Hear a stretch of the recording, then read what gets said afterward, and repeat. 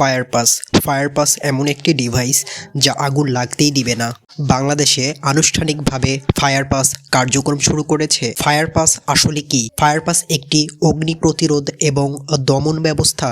শ্বাস প্রশ্বাসযোগ্য হাইপোক্সিক বায়ুমণ্ডলে ইগনিশন দমনের ঘটনা আবিষ্কার এবং পেমেন্ট করার পর 2001 সালে নিউ ইয়র্ক, মার্কিন যুক্তরাষ্ট্রে ফায়ার পাস কর্পোরেশন প্রতিষ্ঠিত হয়। বিশেষজ্ঞরা বলছেন ফায়ার পাস বাংলাদেশের ডেটা সেন্টার, জাদুঘর ও আর্কাইভ, সাবস্টেশন, গুদাম, উঁচু ভবন, টানেল এবং পারমাণবিক বিদ্যুৎ কেন্দ্রে ব্যবহার করা যেতে পারে। ফায়ার পাসের দাবি, এই সিস্টেমটি কয়েক মুহূর্তের মধ্যে আগুন নেভাতে সক্ষম।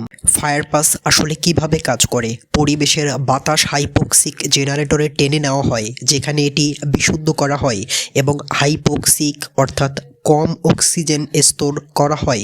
পুরো ঘরটি কম অক্সিজেন বায়ু দিয়ে বায়ু চলাচল করা হয়, যা আগুনের জলকে বাধা দেয়। কম অক্সিজেন বায়ু ঘর থেকে বেরিয়ে আসে, ফলে বাতাসের প্রবাহ সম্পূর্ণ হয় এবং স্থানটি বায়ু চলাচল করে। অক্সিজেন সেন্সর সহ ঘর পর্যবেক্ষণকারী একটি নিয়ন্ত্রণ ইউনিট স্থায়ীভাবে ঘরে একটি স্থিতিশীল এবং স্বাস্থ্যকর কম অক্সিজেন পরিবেশ নিশ্চিত করে, ফলে ঘরে আগুন লাগার সম্ভাবনাই থাকে না।